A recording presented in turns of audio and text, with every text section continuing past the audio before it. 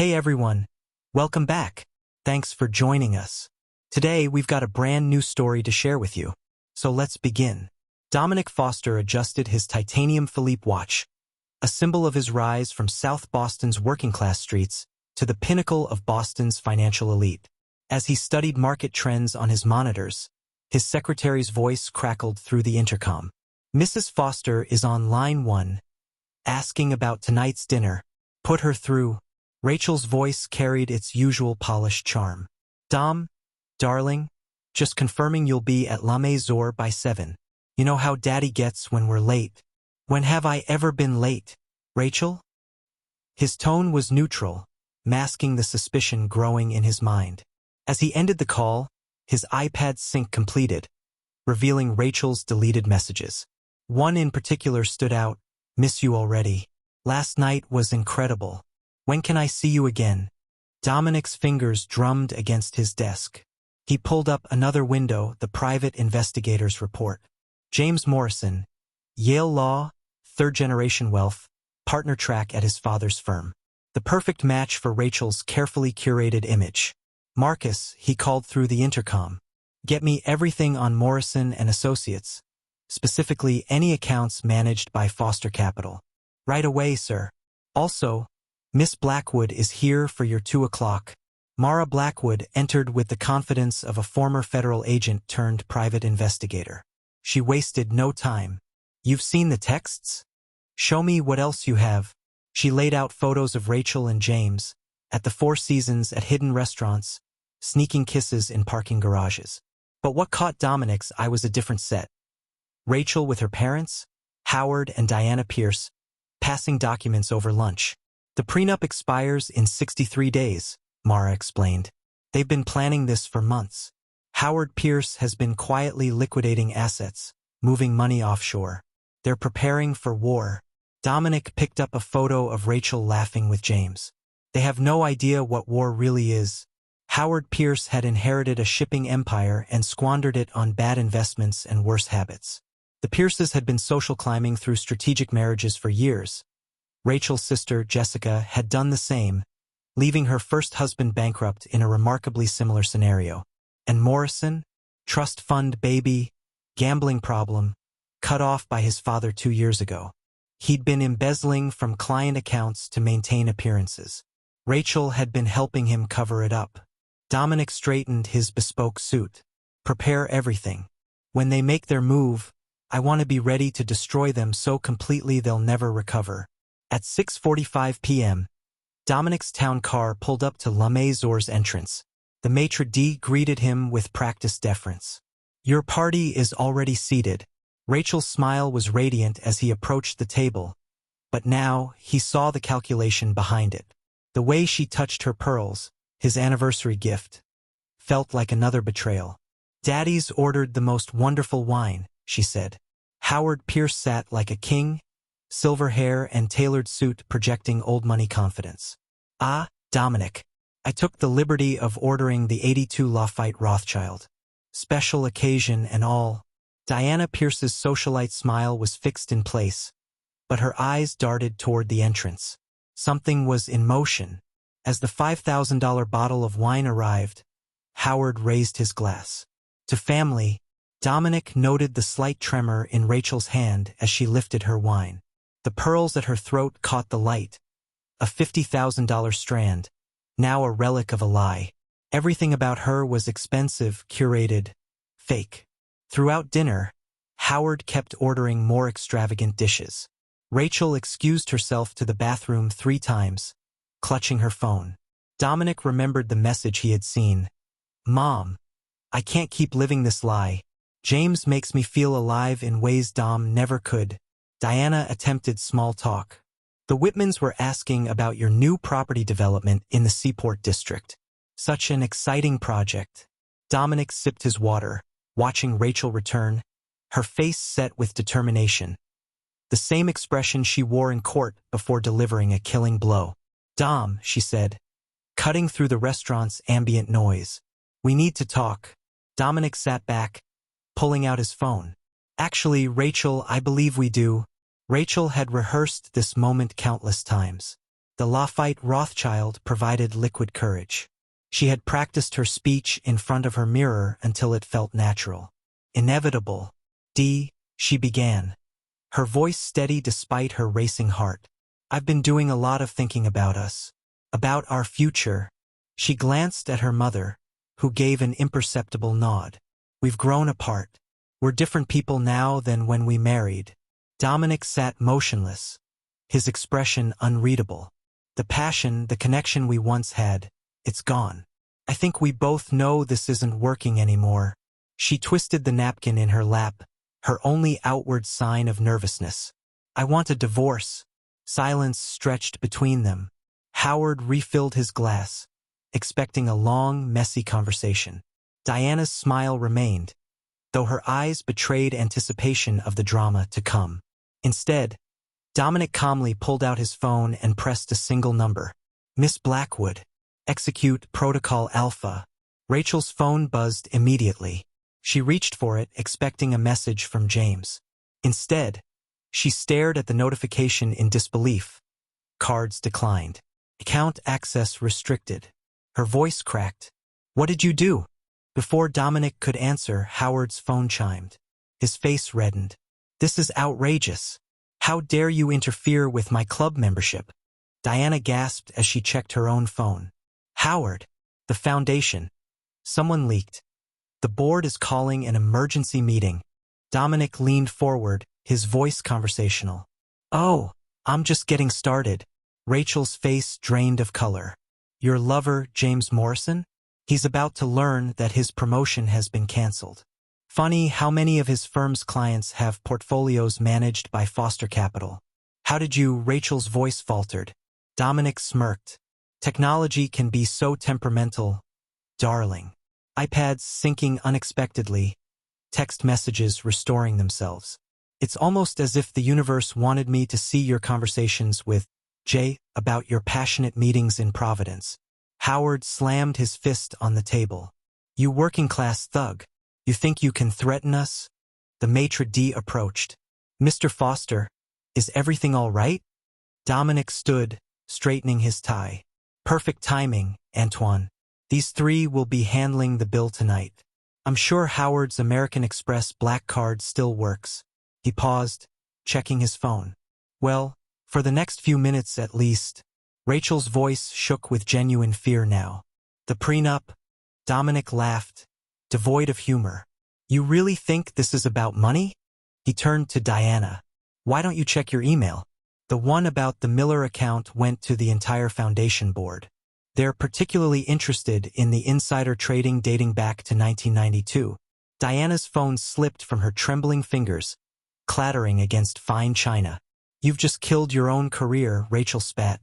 Dominic turned back, his expression almost pitying. Trust? Coming from the woman who's been helping her lover embezzle from his clients? That's rich, Rachel. Almost as rich as you used to be. As he walked out, the last thing he heard was Diana's shrill voice. Howard, do something. All our cards are declining. Rachel's hands trembled as she clutched her useless phone, her mind racing to make sense of the catastrophe unfolding around her. Howard's face turned a deep shade of red, veins bulging as he barked orders at Diana, demanding answers she didn't have. You can't do this, Dominic, Rachel hissed, rising to her feet. Dominic turned back, his expression cold.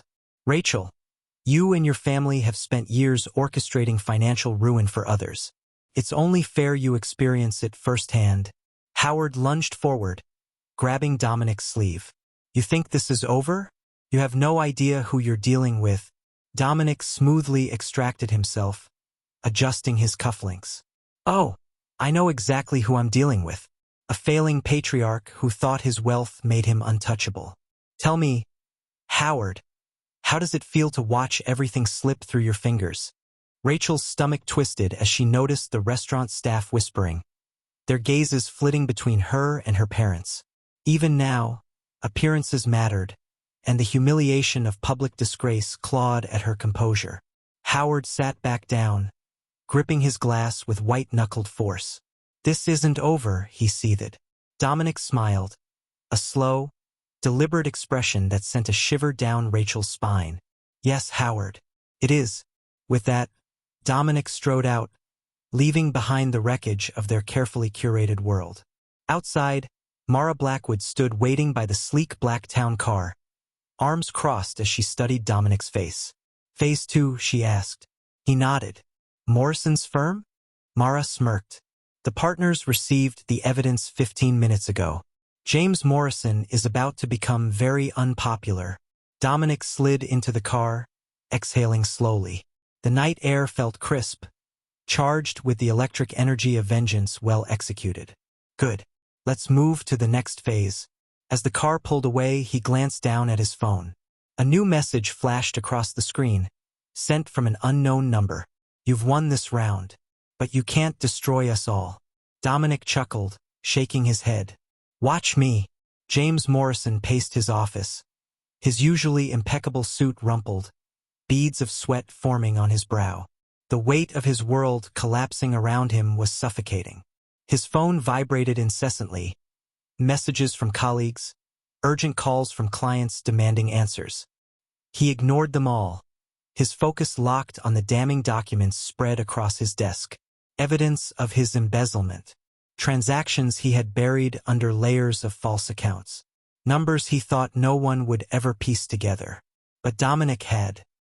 His office door burst open, and his father, William Morrison, strode in, fury etched into every line of his face. "What the hell have you done?" William thundered, slamming a folder onto the desk. "The partners just had an emergency meeting. Do you have any idea the damage you've caused?" James swallowed hard. "Dad, I don't." William cut him off, voice sharp as a blade. "Do you think we can survive this? Do you think I can clean up your mess this time?" Before James could respond, security entered, their presence suffocating. "You need to leave, Mr. Morrison," one of them said flatly. James looked to his father, pleading silently. William averted his gaze. "You're on your own." The words landed like a hammer blow. James felt the ground shift beneath him. His father had always been there, always found a way to fix things. But not this time. Not against Dominic. He was escorted out, past the gawking eyes of his colleagues, the whispers of betrayal following him like ghosts. As he reached the exit, his phone vibrated once more. "James, we need to talk." "Rachel." Rachel's fingers drummed anxiously against the cafe table, her nails chipping as she waited. The dingy establishment was far from the places she used to frequent, but anonymity was necessary now. The once adored socialite, now a pariah. James slid into the seat across from her, looking as disheveled as she felt. "It's worse than I thought," he admitted. "He's destroyed everything." Rachel leaned in, her voice hushed. "We have to fight back." James scoffed bitterly. "Fight back? Against him? Look at us, Rachel. We've already lost." She refused to accept that. There has to be something, some leverage. James exhaled sharply, rubbing his temples. Then, almost reluctantly, he reached into his coat and pulled out a single flash drive. "This might be our only shot." Rachel's heart pounded as she took it. "What's on it?" James hesitated. "The last remaining records of his offshore holdings. If we leak this, we might be able to ruin him before he finishes ruining us." Rachel stared at the tiny device in her hand, the weight of its potential crushing. Would this be their salvation, or their final mistake? Rachel stared at the flash drive in her trembling hand, her mind racing with possibilities. This was their last chance, the only remaining weapon against Dominic's relentless destruction of their lives. But she knew the risk. If they failed, there would be no coming back. James leaned forward, his voice a desperate whisper. "We leak this and he goes down with us. It's the only way." Rachel swallowed hard. "Where do we take it?" "Financial Times. Bloomberg. Someone with reach." James ran a hand through his disheveled hair. "We need to move fast before he shuts every last door on us." Rachel hesitated, then nodded. "Let's do it." But they were already too late. The moment Rachel exited the cafe, two men in dark suits blocked her path. A sharp, familiar voice made her blood run cold. "Going somewhere?" Mara Blackwood stood a few feet away, her arms crossed, an amused glint in her eyes. James paled as Dominic's chief enforcer motioned for them to follow. "Let's take a drive." They had no choice. Within minutes, they were escorted into a sleek black town car, tension thick in the air. The ride was silent, the city lights blurring past until they pulled into an underground garage. The doors locked as they were ushered into a private office. Dominic sat behind a polished mahogany desk, exuding an air of total control. He gestured to the chairs in front of him. "Sit." Rachel's hands clenched into fists. "You had us followed." Dominic's lips curved into a smirk. "I didn't have to. You were predictable." James slammed the flash drive onto the desk. "You can't silence everyone, Dominic. This gets out and you lose everything." Dominic picked up the drive, twirling it between his fingers. "You think I didn't anticipate this?" He pressed a button on his phone, and the screen behind him lit up. Emails, financial reports, all the evidence they'd planned to leak. James blanched. "How? You weren't the only ones with access to secrets." Dominic's voice was calm, deliberate. "Did you really think I wouldn't have contingencies?" Rachel's stomach dropped. "Then why bring us here?" Dominic leaned forward, his expression turning cold. "Because this is where it ends." He opened a folder and slid it toward Rachel. Inside were documents, divorce papers, a financial settlement, a plane ticket. "Sign the papers," Dominic said. "Take the settlement. Leave Boston. If you ever come back, I'll make sure you have nothing." Rachel's breath hitched. "And if I refuse? Then I release everything on James." Dominic's eyes flickered toward Morrison, whose face had gone sheet white. "He won't survive it." Rachel looked at James, at the man who had promised her a future, now reduced to a shadow of himself. She closed her eyes, exhaling shakily. She picked up the pen and signed. 3 years later, Dominic stood in his penthouse office, watching the city he now owned. The Pierces were long forgotten. Morrison was still serving his time. And Rachel, she had vanished into quiet obscurity, her presence nothing more than a footnote in his past. Mara entered, placing a fresh report on his desk. "The Foster Initiative is moving forward. The new community project in South Boston is getting traction." Dominic nodded, his gaze fixed on the skyline. He had won. And now he was building something real, something lasting. Rachel had played the game and lost. Dominic had rewritten the rules. And the world belonged to him now. Thanks for watching. If you enjoyed this video, don't forget to like, comment, and subscribe for more stories like this. See you next time.